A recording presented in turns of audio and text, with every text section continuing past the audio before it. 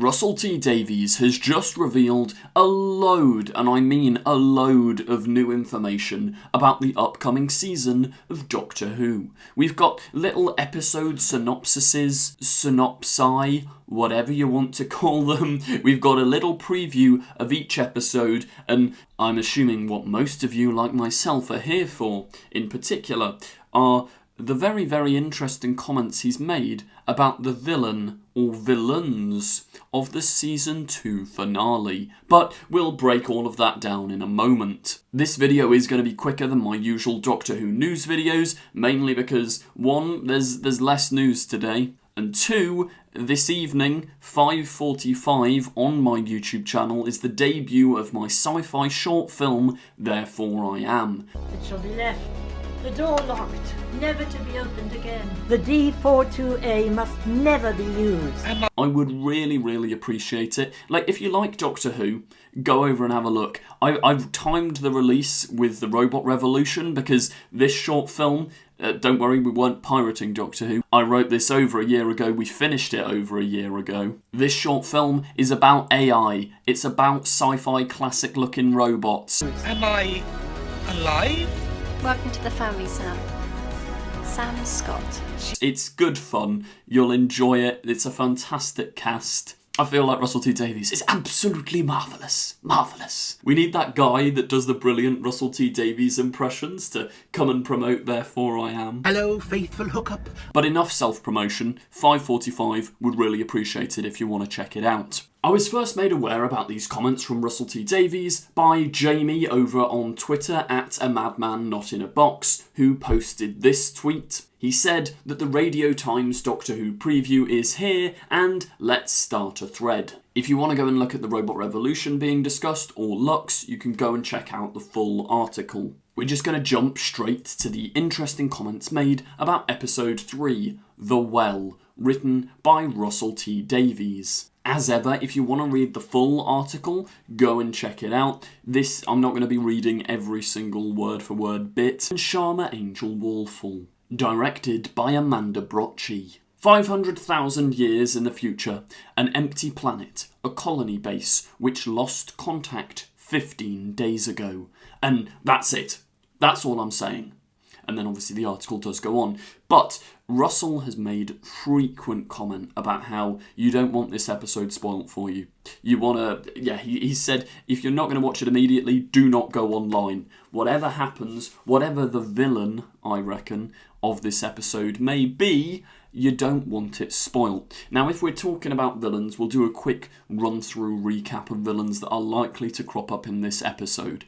Right, there's all the rumours and speculation about the Daleks having to have a 1-year appearance, and every year they have to appear in an official Doctor Who product. You got Destination Skaro for 2023. 2024, you could class The Proms, that was aired on the BBC. So maybe they have to fulfil the contract. Ncuti has said in interviews that he got to fulfil a childhood wish of his, and he'd repeatedly talked about how he wants to face down the Daleks.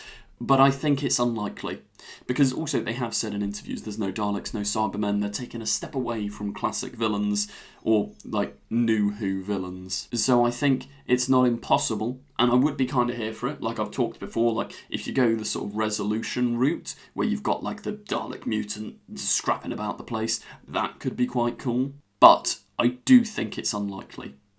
Cybermen, the setting they're in is very Cyberman-esque, all the blue lighting and stuff, but once again, unlikely. Where it starts getting likely is things like the Weeping Angels, or maybe the Silence, or creepy villains like that. There has been talk about the potential, the Midnight entity from the episode Midnight. Maybe if they're on a mining planet, you're going to re-explore that.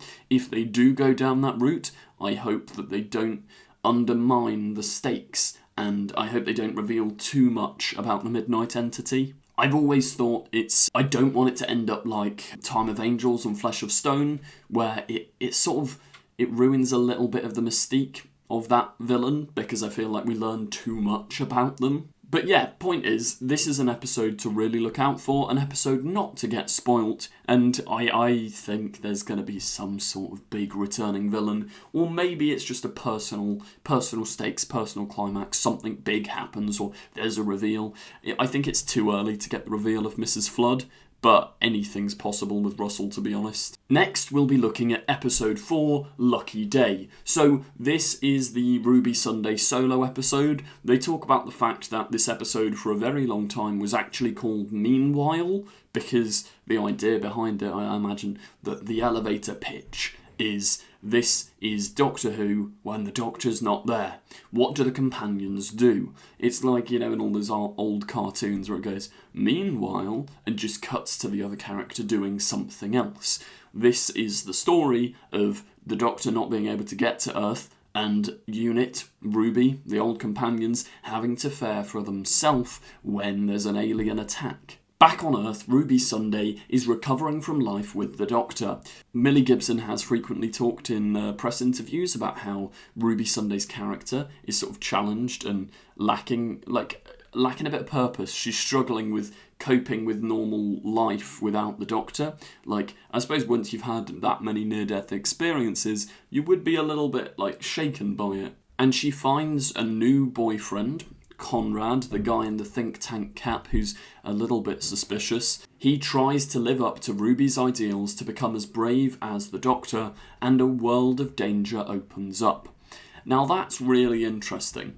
If he's sort of trying to compete with the Doctor, and it leads him to do something dangerous or unleash these beasts, these Terror Dog Ghostbuster things, that could be a really interesting tale. It's written by Pete McTighe, who is also doing the War Between the Land and the Sea, so it makes sense that you'd get the Unit writer to write the Unit story for this season. Then there's an interesting bit at the bottom here, all that plus monsters, Unit, Kate, Shirley, Gunk, helicopters, and a creepy English village, and a glimpse of a lost Doctor and Ruby story too. Now, my personal theory on the Doctor and Ruby story, I think it's going to be facing the Autons in some capacity. We've seen in the trailers there's a bunch of shop window dummies and mannequins and stuff, and that weird green gunk that's mentioned here. I reckon, Conrad's following them or something along those lines, and we get to see a quick bit of a Ruby and the Doctor Auton story, which I'm here for that. That sounds quite fun. Just a quick one on episode 5. The Doctor, we've got a couple of quotes from the episode. He says, "I'm not human, I'm an evolved life form. My body changes a lot, and sometimes this ancient Time Lord needs to rest, to find friends, to relax, to forget, and to simply enjoy the telling of tales. One such sanctuary is Omo's palace." When the TARDIS arrives, Omo seems to have a new master. It's not the Master.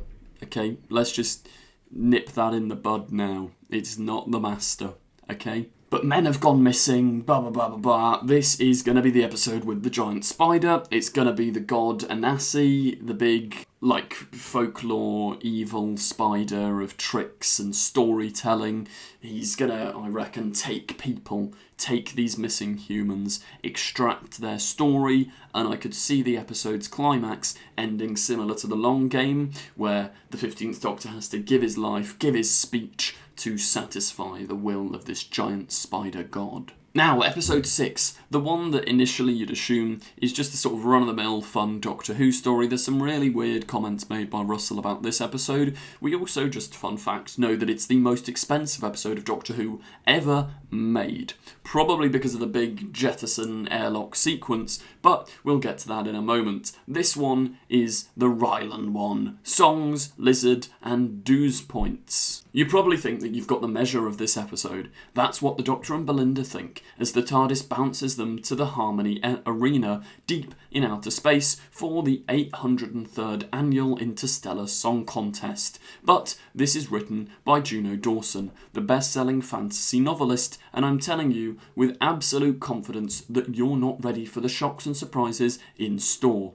This year, episodes will land on iPlayer at 8 AM on Saturdays, so I'd recommend staying offline if you want the raw experience of this on a Saturday night. Because this story takes much bigger swings than any you're expecting. It's darker, wilder, and tougher than the title would suggest, and the world of Doctor Who will never be the same again. What on earth is he talking about? The world of Doctor Who will never be the same again. Something big's got to go down in this episode, and if I were to make an educated guess, there's all the speculation about the fugitive Doctor, Jo Martin's incarnation, coming back. I think if she is coming back, it's not going to be the finale, it's going to be this episode. Like, maybe she's there with one of her companions, just enjoying the scenery, and her and Ncuti have to team up to save the day. I keep trying to think what it could mean by the world of Doctor Who will never be the same again. Maybe it's because it leads into a cliffhanger for the season finale or something. But it's shaping up to be a really interesting episode. My interest is certainly piqued. I'm incredibly intrigued. Let me know in the comments what you think that could mean. Maybe it just means because the budget's so high, like, You'll be shocked at what Doctor Who can achieve in the modern day with this new Disney budget. I don't know. I'm hoping it's something plot-wise. Then our pre-finale, Wish World, Episode 7. Everyone get ready to rejoice, because the great day is coming. The most important date in history. The clock is ticking, and everyone's prepared for a joyous tomorrow, when the whole world will change forever. Here we go. It's season finale time, with a great big 2-part story blasting the roof off anything we've ever made before. That's a funny little pun, I reckon, because in the trailer we've seen Mel with like the roof of the house disintegrating around her. I think, yeah, this is going to be the big Mrs. Flood reveal. I reckon episode 7's when you're going to get your, oh my god, that's who she is, and this is what her plan is, and it'll all come together. Welcome to a strange new world, in which the old saying, there's many a slip, twixt cup and lip, is gaining a terrifying new power. But what are the bone beasts? So that's going to be the weird big creatures we've seen in the trailer. Why is Mrs. Flood hiding in the sky? That's a good question. I mean, she had a parasol umbrella at the end of last season, kind of looking a bit like Mary Poppins on top of that roof. So, I don't know where this is going to go. But there's mysterious messages echoing across time and space asking, tables don't do that. Which it feels, that feels like a proper Russell T Davies phrase, like one of the catchphrases from his first era to get kids saying like, oh, delete, or don't blink, or sontaha, or any of those phrases that'll get kids in the playground talking about Doctor Who. And it's quite a fun one. Tables don't do that. I wonder what tables are doing that tables shouldn't be doing. If it's all about wishes and, like, reality war, which is the next episode, yeah, I don't know, it might be like a similar, this may sound bonkers, but you know in, like, Extremis, how there's that test that they're in the correct reality where they have to just say a number. I can't remember what it's called off the top of my head, but maybe it's something like that. Maybe there's, like, a glitch or something weird going on with the tables. Anyway, Episode 8 is our most interesting insight into the new season. The reality war, okay? The title alone gets your interest. But the devastating climax, strands that have drawn together across seasons and centuries now pull together tight as a noose, as legends converge for a battle. This is a proper battle. I mean, Doctor Who normally doesn't show battles. They show the aftermath of battles, like the Battle of Ranskorav Kolos, or the Cyber Wars, but they've now got the Disney budget.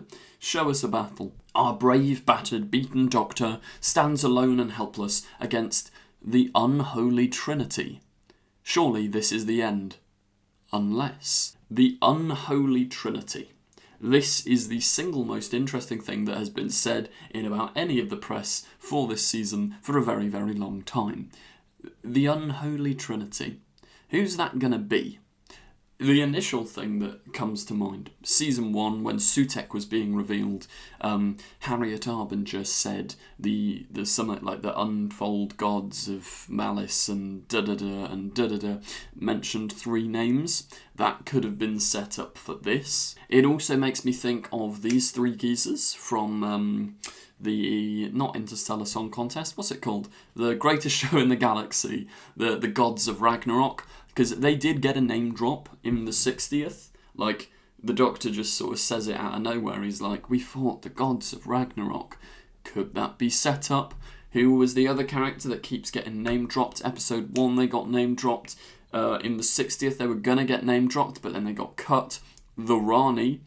Everyone's speculating that Mrs. Flood could be the Rani. I think maybe it's a bit obvious, but also Occam's razor, right? Like, whatever's most obvious is probably the case. I'm trying to think of other, like, trinities in Doctor Who. I mean, you've got the three founding fathers of Gallifrey. You've got Omega, Rassilon, and the other.